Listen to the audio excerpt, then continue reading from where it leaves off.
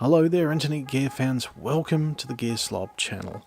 We're here, have a talk about cameras.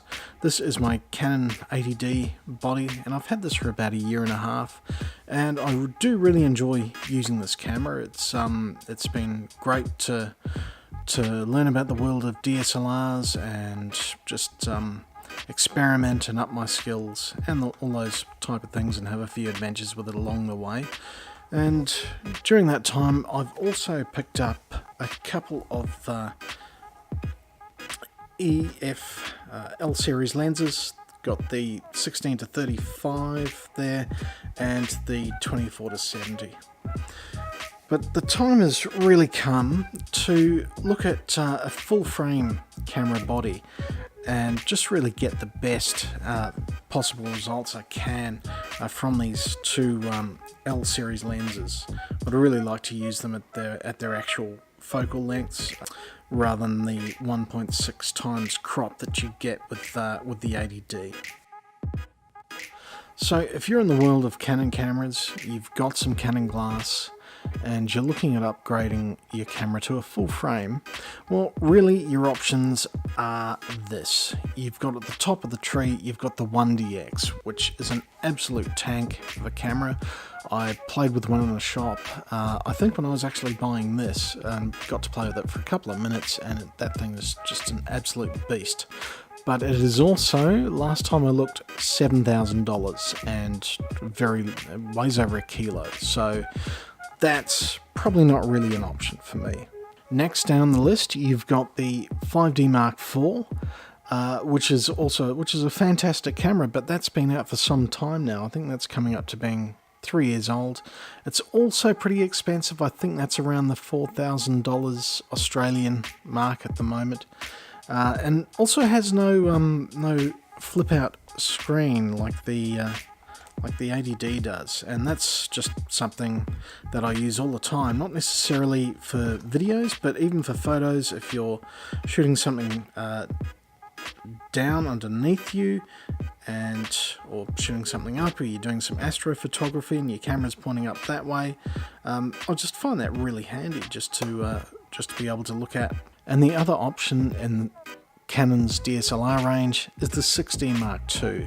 Now price wise, that's very affordable in terms of full frame cameras, but there's a couple of little issues there. One being no headphone jack, which I think is really weird. I'd just like to be able to have the option of monitoring my audio and making sure everything sounds okay, and I just think it's quite bizarre how the 80D's got a headphone jack. There's no problem to put one in there. The 16 Mark II does not have that, and I've never really understood why they took that out. And also the 1080p video on there is supposedly it's not great. So that brings us to the new options, the R series mirrorless that were announced I think about 6 months ago. You've got the EOS R and you've got the EOS RP, which is a very cut down version of the EOS R. And with the RP, because it is a lot cheaper than the R, there's a few compromises that have been made. The battery is smaller, and also the size of it. If you have reasonably chunky hands like I do, Canon sell a grip that screws onto the bottom of the camera so that your little pinky fingers got something to grab onto. Now, if I was to get the RP, I would probably have to get that. You would also have to get, here in Australia, I think with the RP, they don't give you the lens adapter, which allows you to use your EF lenses. So you have to buy that. That's another $200 on top. So with the cost of the grip adapter, which I think is about $100, you're already looking at an extra $300 if you're getting the RP and you've got EF or EFS glass already. So yeah, that brings us to the R, I guess, which really, when it came out, as most Canon cameras seem to do when they get introduced, seem to draw a lot of flack and criticism by people on YouTube, for example. If you search for the Canon EOS R, there's a lot of videos out there just panning it.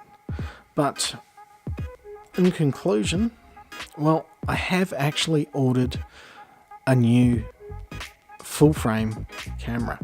I'm still going to use the 80D. I absolutely love it. It's for video, it's great. I've had some great results too with taking stills with it. I really enjoy using it. But yeah, the time has come to go to a full frame camera. Now, if you're in my position, or you're looking to go from crop sensor camera to full frame, what camera would you be looking at? Put some answers, put your opinions down below.